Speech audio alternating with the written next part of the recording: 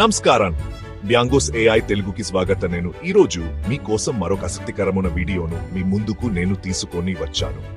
ఈరోజు మనం భారతీయ railway signals గురించి తెలుసుకుందాం. ఈ సిగ్నల్స్ చాలా ముఖ్యమైనవి.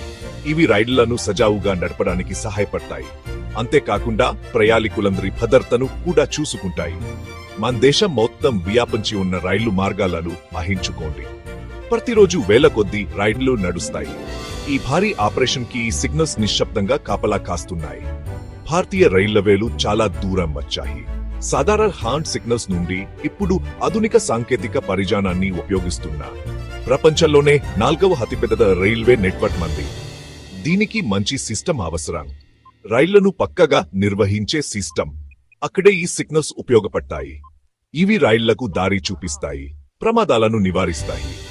లక్షలాది మంది ప్రజలు సురక్షితంగా వారి గమ్యస్థానాలకు చేరుకునేలా చూస్తాయి. భారతీయ రైల్వేలు ఉపయోగించే వివిధ రకాల సిగ్నల్స్ గురించి తెలుసుకుందాం. మొదటి రకం సెమాఫోర్ సిగ్నల్.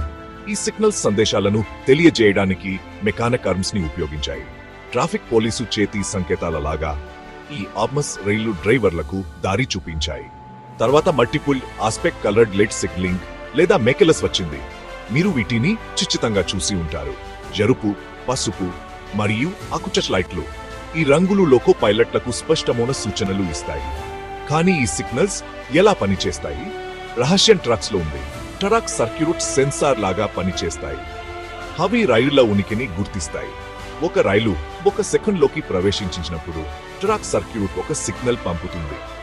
ఇది సిగ్నల్ లైట్ ని ఎరుపు రంగులోకి మారుస్తుంది. దీని అర్థం వచ్చే రైలు ఆగాలి.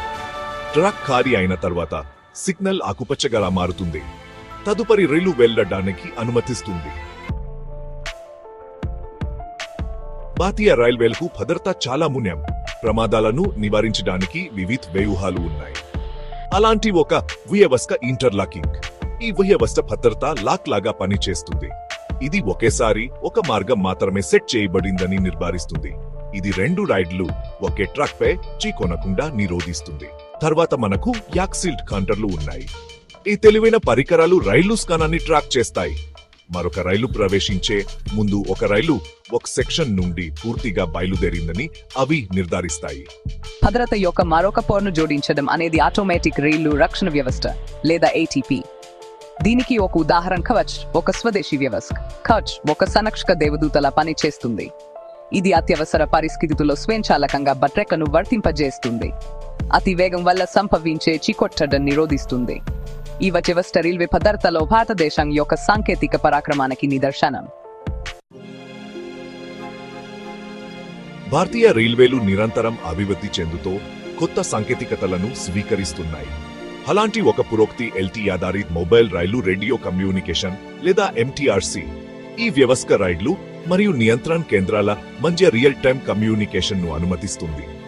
డ్రోన్లు మరియు 3D స్కానింగ్లను కూడా తనిఖీల కోసం ఉపయోగిస్తున్నారు.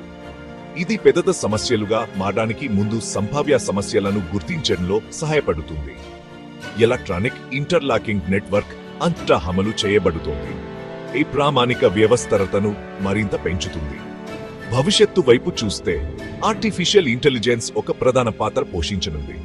AI ఆధారిత వ్యవస్థలు ట్రాక్ పరిస్థితులను పర్యవేక్షించగలవు మరియు సంభావ్య వైఫల్యాలను అంచనా వేయగలవు. ఒక సమస్య సంభవించడానికి ముందే అధికారులను అప్రమత్తం చేసే వ్యవస్థను హెరించుకోండి. ఇది భారతదేశంలో రైల్వే సిగ్నలింగ్ యొక్క భవిష్యత్తు. అత్యాధునిక సాంకేతికత ద్వారా నడిచే సురక్షితమైన సమరవంతమైన భవిష్యత్తు. భారతీయ రైల్వే సిగ్నల్స్ ప్రపంచంలోకి ఈ ప్రయాణంలో నాతో చేరినందుకు ధన్యవాదాలు. రైలులో ప్రయాణం ఇష్టమా అయితే ఒక లైక్ చేయండి. మీరు రీసెంట్ గా ప్రయాణించిన ట్రెండ్ ఏమిటో కామెంట్ చేయండి. ఈ వీడియోను లైక్ చేయడం, సబ్స్క్రైబ్ చేయడం మరియు మీ స్నేహితులతో షేర్ చేయడం మర్చిపోవద్దు. తదుపరిసారి వరకు సురక్షితంగా ఉండండి.